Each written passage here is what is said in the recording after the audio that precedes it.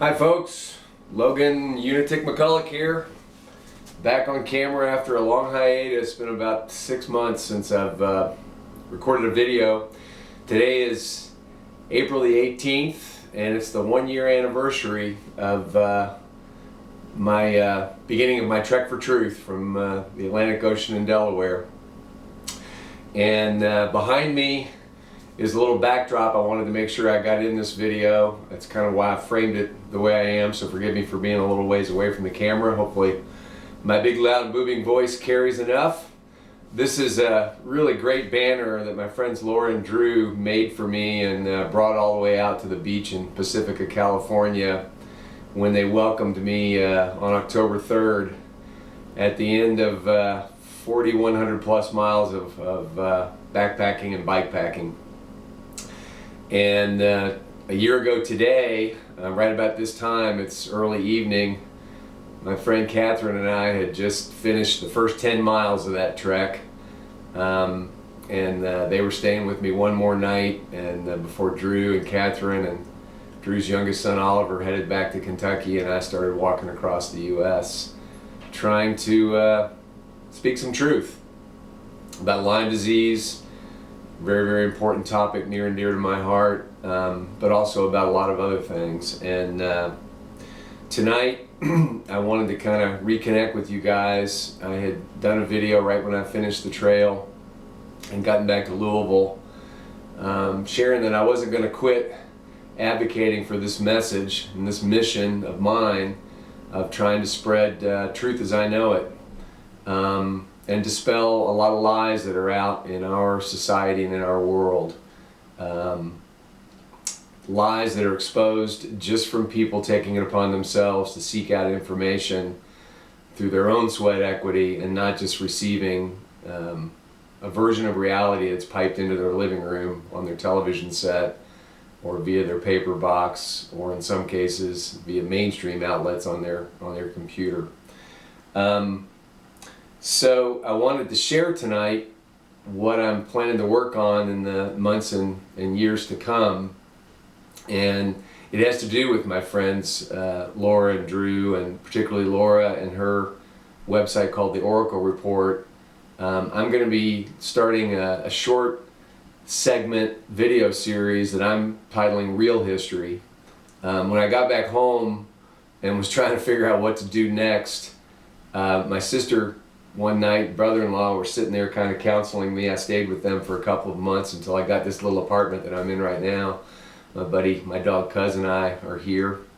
And my sister asked me, you know, at 55 years of age, the question we all ask our kids, you know, what is it you really want to do? If money wasn't an object, what would you do? And I immediately told her I'd be a history teacher, except I'd want to teach real history. I'd want to teach the history that, with the help of a lot of people that have come before me, very courageous researchers that have spoken their truth that they've seen it, regardless of what mainstream opinion slaps back at them, that I wanted to share the history that I've found through my own efforts and cut through a lot of the crap that's been doled out to us as official history. And why is that important? There's a very famous, relatively famous quote by George Orwell, the author of a fairly prominent novel called 1984, that says, "He who controls the past controls the future, and he who controls the present controls the past." So if you can convince people of a certain version of history, you basically can limit their ability to create their own future, because you limit their sense of the possible. And the history that's been piped at me through my life definitely is very distorted at best, and outright lies at worst. I think philosophically, one of the conclusions I've come to is, unlike what I believed most of my life, history is not just a series of random events perpetrated by people who are pursuing their own individual self-interests, but there definitely is, my research, a hidden hand, a power behind the throne, if you will, that's been orchestrating the macro trends of historic events for a long, long time. My Real History series is going to be video vignettes, 10 to 15 minutes on episodes of history that I think are very empowering once you understand them at a deeper level. And I won't be able to cover a great deal of depth in 10 to 15 minutes, but the idea is just to have a friend, hopefully me, come into your living room, over your laptop, your smartphone, and share a little tidbit and give you some links and other resources that you can pursue on your own. Because real learning, has got to be from our own desire and our own pursuit. And I'm just going to share with you tools and resources that have been very, very powerful for me. So, one of the things that served me well in this pursuit has been kind of an innate, inborn, very, very good bullshit detector. And I didn't really realize I had it until recent years when I started listening to my gut and my intuition, and when something just didn't sit right about what the version of the world that was being presented to me, I started following that, especially over the last 20 years and doing my own research. And one key way that I identify bullshit, or the potential presence of it, is when you see an almost artificial consensus in the areas of mainstream politics, mainstream science, and mainstream media, particularly mainstream media, which most people I think are coming to realize is controlled and owned outright by a very tiny number of people, as few as 5 to 6 corporations, which are dominated by a handful of people, own 90+% of all the print, electronic media in the world. Beyond that, there's 2 major news gathering services, Reuters and the Associated Press, that most mainstream channels draw their storylines from, and those are owned by a couple of people. Actually, Reuters now actually owns the Associated Press, so you're getting a very skewed and agenda-driven narrative when you watch mainstream media. Just know it. So when you see all these different mainstream media outlets promoting the same story the same way, even supposedly one outlet covers the left side of the spectrum versus another on the right side of the spectrum, but they take the same position on a certain topic, you can bet there's some bullshit flying around underneath. And I'm going to give you 2 examples, and these are topics that we're programmed to stay away from, literally programmed to stay away from, because we will be called out as crazy or deniers or conspiracy theorists, a phrase actually coined by the CIA 30 years ago to basically shut down independent thought. I love the quote, I saw it on a poster on Facebook, that what is a conspiracy theorist but someone who questions the statements of known liars? And that's the truth. So I proudly take that label, because all of history is nothing but a series of conspiracies. It's just 2 or more people colluding together to advance an end that benefits them, and doing it in secret.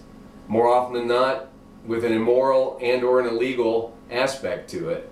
And history is nothing but a series of those kinds of episodes. So the 2 examples I was going to give you are the topics of vaccines and climate change. And we're told to believe that everything's settled on those 2 topics, that all the experts agree, which is bullshit. If you get off your you-know-what and do some research, you'll find out there's nothing settled about either one of those categories.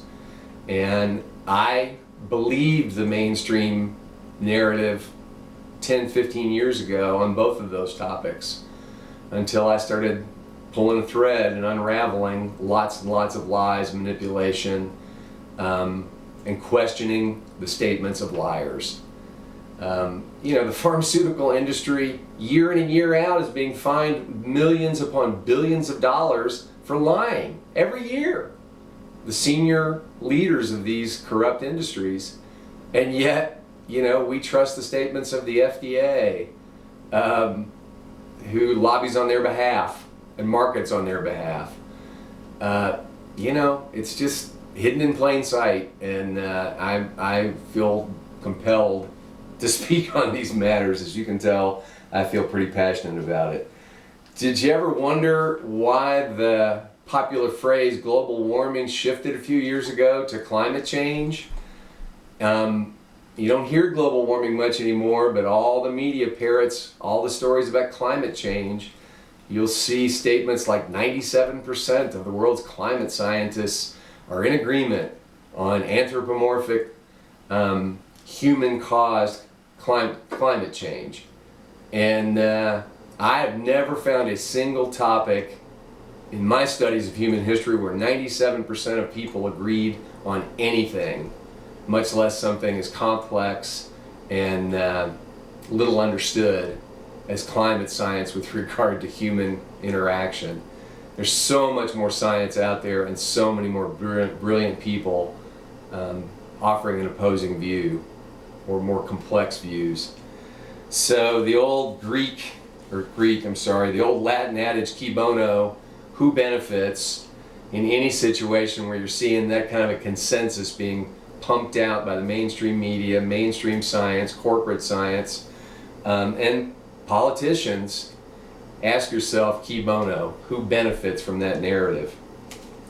So that's definitely, a research tool I use when evaluating information. So I'm going to be hitting on a lot of different topics in 10 to 15 minute segments, and I won't run through a laundry list of those there, but I will share what I think is a linchpin topic that'll probably be a multi-part series for me. And I did a video on this topic back last June when I was hiking through Ohio, and it has to do with eugenics. And probably most Americans might not even be familiar with that phrase, but the pseudoscience of eugenics is an incredibly important topic. Its current iteration is really probably more accurately referred to as transhumanism, but it's the basic premise that's been put forth by the ruling class, as some people call them, that tiny establishment, the 1% of the 1%, that buy into this belief that eugenicists have that there's an intellectual elite on this planet that are the inherent rulers. They're the only people qualified to make decisions for the rest of us, and that they ought to be in charge of cultivating a new version of humanity 2.0, and for us lesser mortals just to stay out of their way. In other words, to have a working class and to have a ruling class, which has been pretty much true for any version of recorded history. I've always questioned that from my youngest memories, the idea of royalty, of a ruling class, of the divine right of kings, the divine right to rule. It was always struck me as utter bullshit and pure mind control propaganda to get us to worship people to rule over us. And I don't get it. Anyway, one example I'm going to give of a watchword. It's actually a family name that when you see this family, know that they're intimately connected to the history of eugenics and the current unfolding of transhumanism, and that's the Rockefeller family. You know their name, but not many people know the depth of that dynasty's involvement in manipulating American history, particularly over the last 150 years, in the monopolies around oil and energy, medicine, chemical medicine, medical education, compulsory public school education. You study those histories and you'll find the Rockefeller family woven throughout it. But it's not just them. But I will say that's a key place to start in your own research. It was for mine. And so I'll be telling more of their story, and a couple of resources I'm going to share tonight in case you want to start your own research are a couple of books I've recently read. I reread this book. It's called Murder by Injection by a researcher who's since passed by the name of Eustace Mullins. Really brilliant gentleman. Research topics as wide-ranging as the Federal Reserve, the private Federal Reserve, the central bank that basically is a giant parasite on every working American, individual American in this country, and has been for 100 years. He also is a researcher about the monopoly medicine that we're forced to exist within right now, that the Rockefeller family was at the heart of, and that's chemical medicine, pharmaceutical medicine. And I want to read a quote from page 312 from this book. And note that this book was written in 1988. It was actually published and copyrighted in 1988. It was written before then. But it's about the Rockefellers. And Mullins writes, "The realization that we do indeed live under the dictates of the Rockefeller Syndicate can well be the starting point of the long road back of a genuine struggle for American independence. In exposing the Rockefellers as agents of a foreign power, which is not merely a foreign power, but a genuine world government, we must realize that this is not merely a group dedicated to making money, but a group which is dedicated to maintaining power of a colonial form of government over the American people. Thus, the ancient calumny of John D. Rockefeller as a man obsessed by greed obscures the fact that from the day the Rothschilds began to finance his march toward a total oil monopoly in the United States from their coffers at the National City Bank of Cleveland, Rockefeller was never an independent power. Nor does any department of the Rockefeller Syndicate operate as an independent power. The Rockefeller Syndicate operates under the control of the world financial structure, which means that on any given day, all of its assets could be rendered close to worthless by an adroit financial manipulation. This is the financial control which ensures that no one can quit the organization, much like the mafia. Not only would he be stripped of all assets, but he would be under contract for immediate assassination. Our Department of Justice is well aware that the only terrorists operating in the United States are the agents of the world order, but they prudently avoid any mention of this fact." From 1988. Highly recommend that book. Incredibly well researched, footnoted, so you can follow primary and secondary resources that Mr. Mullins found. And lastly, I'm going to close with probably, I think maybe an even more important book, just published in the last year by a gentleman by the name of Joseph Plummer. It's called Tragedy and Hope 101, and it's a summary of another book written by someone who Bill Clinton credited as one of his most influential mentors, Professor Carroll Quigley, who was a Harvard-trained PhD, taught for years as a professor at Georgetown School of Foreign Service, and could rightly be called the insider's historian, the establishment historian. Wrote a 1,300-plus page historical tome that was published briefly in 1967. And it was so earth-shattering for the powers that be because this guy on his own decided to out some of the machinations of this network, this ruling class, worldwide ruling class, that they didn't want outed. And they didn't realize that he was going to be as forthright as he was in publishing this book. And after a first printing ran out, a few thousand copies were bought, they basically squashed the book for the next several decades until the internet intervened, and now it's been resurrected. Joe Plummer wrote a 200-page summary of that book that pulls out some of the most important themes related to these topics. It's an incredible piece. I will link his website. The really beautiful thing about Tragedy and Hope 101 is he's made it free. It's free on his website. You can read an electronic version of this, or you can get a hard copy from Amazon.com if you want to support Joe's work. I'm going to link a couple of recent interviews he's given that are on YouTube so you can hear more in his own words. Some very articulate insights into his research and some of these topics. Similar type of work to what Eustace Mullins spent his entire life, adult life, researching and sharing. So I highly recommend both those books, but particularly Tragedy and Hope 101. And I will link all this information, including the quotes that I just read, down in the video explanation underneath this video.